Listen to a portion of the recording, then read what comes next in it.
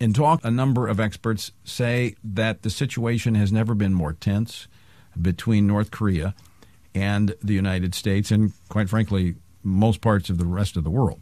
Joining us now with more is South Carolina Senator Lindsey Graham, who serves on the Armed Services Committee in the United States Senate as well as the Judiciary Committee. Senator, welcome back to Washington Watch. Well, thank you. Not many religious liberties in North Korea. No, in fact, they top the list annually in the rogue nations that persecute those of faith. But you tweeted out recently that time is running out on North Korea's threat. Yes. Well, basically, I want your listeners to understand that from the North Korean point of view, the war never ended. The Korean War never ended. The regime is basically worship of a family. And the Jong Un line, or the dynasties of North Korea, and this tension that you see is long overdue because somebody's got to stop North Korea from developing a missile, putting a nuclear weapon on top, and they're on the path to do that. Time is running out. So I applaud President Trump for putting North Korea and the world on notice. This is an unacceptable outcome. Well, Kim Jong Un is, when you look at these line of dictators, I'm not sure that you can get, I don't know, you could get someone that's more crazy and unstable than he is. I don't know what the crazy gene is, but they've got it, whatever it is. Yeah, from haircut on down. His granddad claimed to have defeated the Japanese army by himself, born in a mountain, spit out by a volcano. His dad claimed to have played one round of golf and had 9 holes in one. That's when they lost me. I play enough golf to... No, that's not true. And he killed his brother, his boys being half-brother, and blew his uncle up with an anti-aircraft gun. So not the kind of guy you want to have a nuclear weapon that can hit America. So I think Trump's right to tell China that, we don't want a war, but we're not going to let an ICBM be developed by North Korea with a nuclear weapon on top that can hit America. I just don't think that's an acceptable outcome, and I'm glad the president's doing something about it. So is the use of military force, is that one of the options that's on the table? Absolutely. Here's what I've come to conclude. It's just not me, Tony. It's every expert we've had to come before the Armed Services Committee. We had 4 people who were expert on Asia and North Korea, and they all said until there's a credible threat of military force on the table, the North Korean Kim Jong Un regime will continue to develop a missile and try to miniaturize the weapon because they believe that they can get a missile to hit America with a nuclear weapon on top, they're home free. The regime is in a safe harbor. But if they did believe that getting a missile could actually cost the regime its existence, it would change their behavior. Up until Trump came along, I don't think anybody in North Korea or China ever really believed that military force was on the table. Now, let me say, he had to use military force to stop their missile program. It would probably lead to a major conflict. A lot of damage could be done in South Korea by North Korea, Japan, and China included. It'd be the end of North Korea. But here's what I'd like people to know. Without an ICBM that would hit America, the damage would be limited to over there, not our homeland. We have soldiers over there. We have all kind of interest in South Korea. But I think Trump's view is that he has to defend the homeland before everything else. Well, Senator Graham, isn't this very similar to Ronald Reagan and his view of foreign policy was peace through strength, and that it wasn't, you're not wanting to use the military, but you're going to put it on the table where, as you pointed out, in the last 8 years, the first thing that Barack Obama would do was take the military off the list of options. Well, even if he said it, Tony, nobody believed it. He withdrew from Iraq before time was right. Ignored sound military advice, withdrew our troops from Iraq. He failed to enforce the red line he drew in Syria, and the rest is history. He flew B-2s up and down the border of North Korea after they tested a nuclear weapon, but nobody thought much about it in North Korea. If Ronald Reagan had sent rowboats towards South Korea and North Korea, they would have changed their behavior. So I think Trump is right to engage with the Chinese, to give them a little bit of space, but let the Chinese leadership that basically owns the North Korean economy, that if you don't take care of North Korea, I will. Nobody wants a war. Nobody, including the president.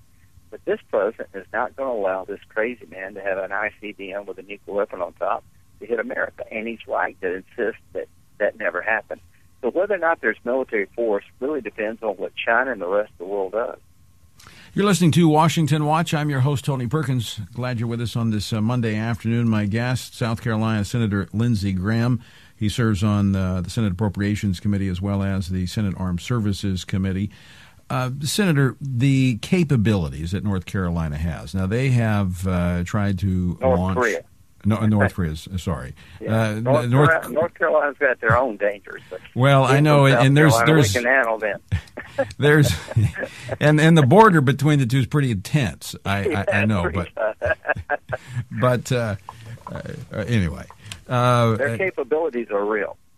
Well, let's talk about the launch of missiles from submarines. Now, currently, they don't have ICBM that they can launch from North Korea, but what about the capabilities from their submarines, and how close could they get to the U.S.? They've got one SSB sub that could actually launch a missile from the sub.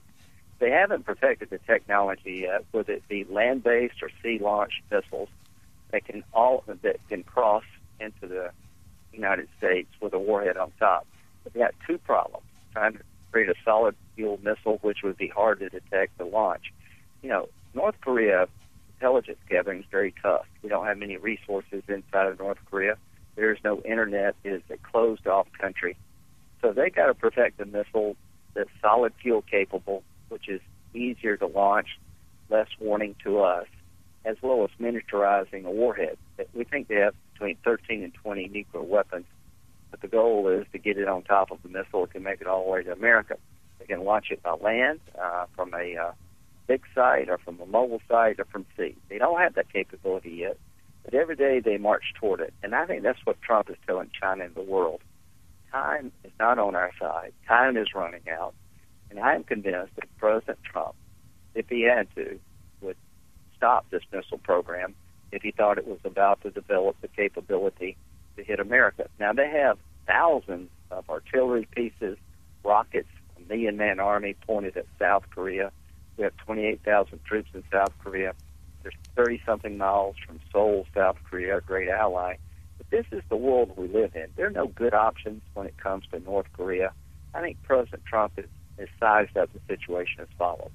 My primary goal as president is to protect the American homeland, to make sure that no foreign power like North Korea, who is unstable, can never have the capability to hit America with a nuclear-tipped missile, and he's working backward from that proposition. And China could change this if they chose. I hope China is listening. I hope China is understanding that what Trump did against Assad, dropping the mother of all bombs against ISIL, is a clear indication he's willing to do what's necessary to protect this country. Are all of those moves that you just pointed out indicative of the president having solid foreign policy advisors that understand the use of military force? Yes, sir. I think it's two things, Tony. I think it's the worldview that was lacking with Obama. Obama really goal was to end wars. In the process of trying to end 2 wars, he created 5 or 6 more. ISIL grew because we left Iraq too soon.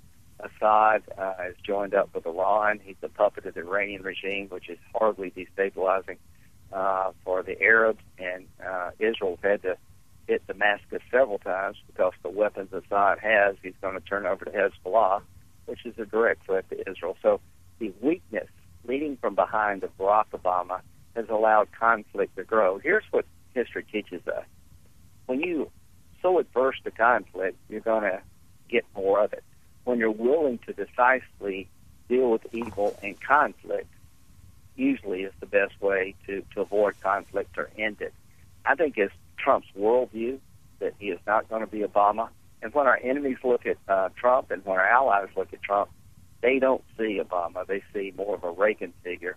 And the military advisors around him have been at war for 15 years. They understand radical Islam as well as anybody I've ever met. They have an understanding of what's going on in Korea. He could not have chosen a better national security team. I would agree with your assessment, Senator. One final question for you, Senator Graham. The president said that he's open to meeting with North Korean dictator Kim Jong Un under the right conditions. What might those conditions be? Do you know? You know, Tony, this is a hard one for me because you don't want, meeting with the President of the United States just by itself gives legitimacy to the person you're meeting with. But, I'm going to be open-minded when it comes to President Trump. The right conditions would be if you don't stop, getting them to change their behavior, to denuclearize the Korean Peninsula, to stop their ICBM program, which is a direct threat to the United States. So I'll give President Trump whatever space he needs to stop this threat.